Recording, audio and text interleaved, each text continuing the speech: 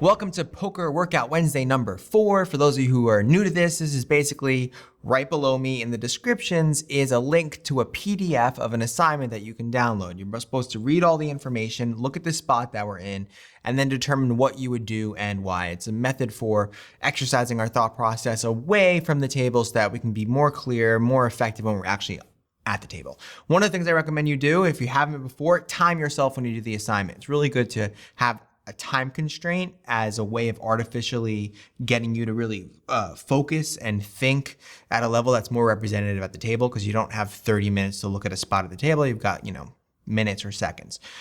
So let's break it down. So first here we got Arthur. He's a male in his early 70s wearing a flat cap and a sweater.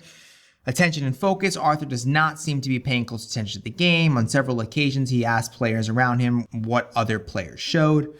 Time at the table, 90 minutes. Stakes, 1-2. Arthur sat down with 100. He won a small pot and now has 125.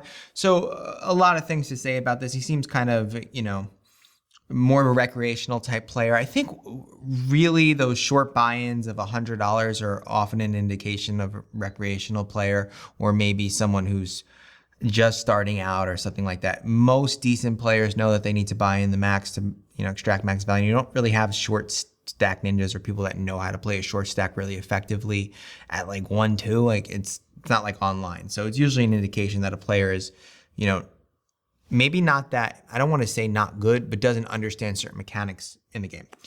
Our image, if Arthur is paying attention, which he's not, he should have noticed that you've been playing generally tight and aggressive. Now, the first thing you want to understand is, I always say like one of the biggest mistakes that good players make is they don't understand that everybody else is not thinking about poker the way that they're thinking about poker, right? And this is one of those spots, right? This guy might not be paying attention, doesn't really know what's going on. You can't say to yourself, well, I know that this player knows that I'm betting in this spot because of X, Y, or Z. He may not be listening to that story, and you want more proof that they're listening in order to actually take those lines and make those plays, exploitive plays against them. So what else we got here? Observation 1 on Arthur. He posted his big blind immediately upon being seated in middle position. Another indication that he's a newer player, not having the patience to wait for the action to come around. Arthur ordered a cup of coffee from the waitress when he first sat down and seems annoyed it has not come yet. Arthur limped from the hijack after it folded around to him. Big blind bet 5 on an ace 4-3 flop, and he called. The queen came on the turn. Big blind bet half pot and Arthur called. The 2 of his spades came on the river. The big blind checked and Arthur checked behind.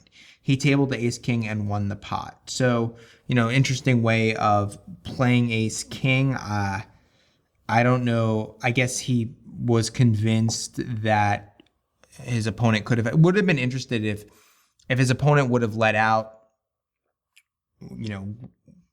would he have folded ace king in that spot, thinking that they potentially have a flush or a straight or something like that? Who knows? I mean, definitely a passive way and kind of an indication that he's a fearful player, possibly.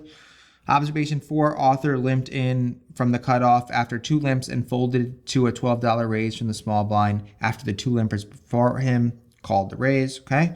Arthur raised $5 from under the gun. He got 2 callers in position, checked on an ace-jack-7 flop, and angrily folded to a $10 bet from the button. He started mumbling under his breath. So we don't really necessarily know what that means, but, seems like he's this fearful, scared, passive type player who's kind of paying attention. Maybe it's the kind of player that only is paying attention when he's in the hand. So like and I'm really big about exploiting these overall mentalities or frames that players come to when they're at the table. So for example, some of these players that play 1-2, 2-5, they have like a fear-based mentality of, they're really only comfortable when they have a very strong hand. And it doesn't mean that means when that hand really improves, that it's the only time that they actually feel comfortable. And you could exploit these players and do a lot of stuff on the turn and river to push them off hands. He seems to be that type of player based on our observations. Now, let's get into the hand. Player middle position opens to 7. Arthur calls from the hijack. We have ace-7 of diamonds in the button, and we call. The flop comes 3-6-10. The middle position player checks, and Arthur bets 10. You call, and the middle position player folds. Turn comes the king of spades, and Arthur checks, and the action's on us. All right, so a couple things. So, I'm not going to really comment about the fact that we called the $10 bet. I don't really think that that's horrible.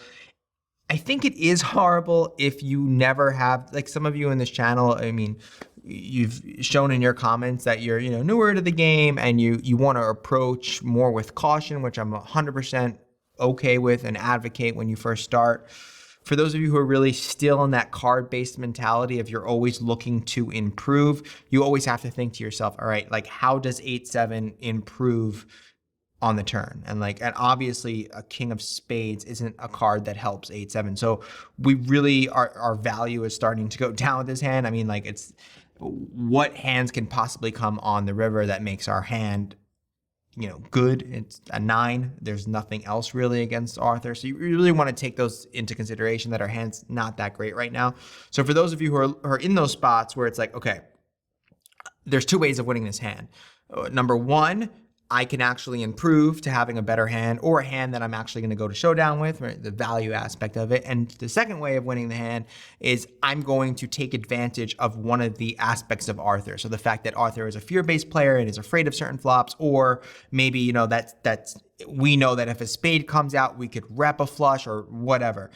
But then not only know that, but be able to actually pull the trigger, right? To be able to say, okay, let's make the argument of like a certain percentage of time, you're going to bet turn, you're going to bet river, knowing that Arthur is going to be folding a large percentage of hands because he's a fear-based player. So it's like, do you have the capacity to take the route? It's kind of like in poker, there's all these different routes that you can take. And theoretically, it's cool to be like, okay, I can do this, this, this, this, or this. But when actually you sit down at the table, you're only actually capable of doing this route. And you really need to be mindful of that when you're choosing what you would do and why. I mean, as you get better and better at poker, and as you have better bankroll requirements and understand the game more, you feel free to take more routes. But in the beginning, you want to make them more defined. So the action's on you. Now,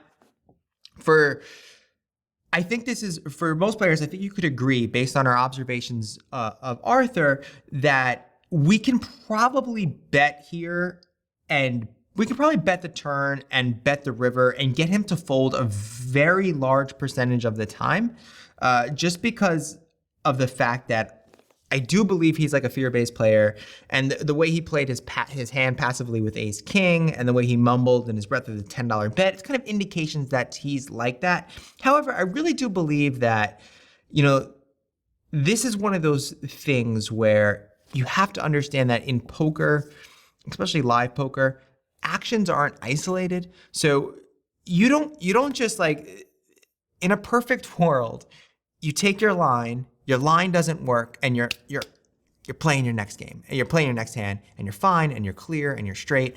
But for the majority of players that are watching this, or some of you, there's other considerations taken into consideration. There are other things taken into consideration. So some of you, as soon as you try to pull off a bluff and the bluff doesn't work, you get super spewy and you just start not playing effectively, or you start to lose your game. For some of you, your bankroll is like $1,000 and you're sitting down at 1-2, and then you try to take this line. While it was profitable over time, you didn't get it that moment, and now your bankroll's down 20%. I mean, like, those are the considerations. And some of you just will never, ever, ever in a million years fire on the river. It's past your comfort zone right now, right? Like, all of a sudden river comes and you just don't know what to do. And the main reason I am going over this is because I want you to see that. I want you to really ask yourself in this spot, like, you should really try to feel emotionally like what would happen if you're envisioning yourself with the amount of money behind you and envisioning Arthur there. And would you be able to do that? Would you be able to actually attack him? I mean, for me, like, what would I do? You call it, the turn comes the king of hearts and Arthur checks. I'd probably be betting every single day against a player like Arthur. I probably would end up doing the same exact thing on a river, but I'm somebody who's very aggressive and who picks up on a lot of live reads, and I'll use my behavioral reads to figure out whether I want to do it or not. If I believe that Arthur is strong in that spot, you could get rid of this hand and check fold and save another day. There isn't always a 100% optimal spot, because I don't know what you're particularly going through. So if you want to weigh those options, right? Like, weigh the options of, listen, if you're perfectly okay with betting turn and betting river, that's fine.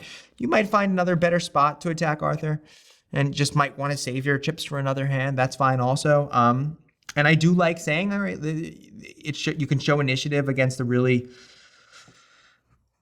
fear-based player, bet, and probably get a large percentage of hands to fold. Yeah, so that's kind of what I would do, and that's just kind of what I want you to see after this. Remember, it's what you would do, not what somebody else would do. It's all about you.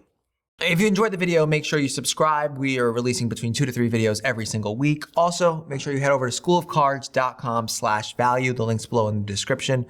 It's basically our value email list where I do random webinars for free once or twice a month. I also answer questions, submit hands, and we release videos that we don't always release on YouTube. So make sure you check out schoolofcards.com/value, enter your name and email, and I'll keep you up to date.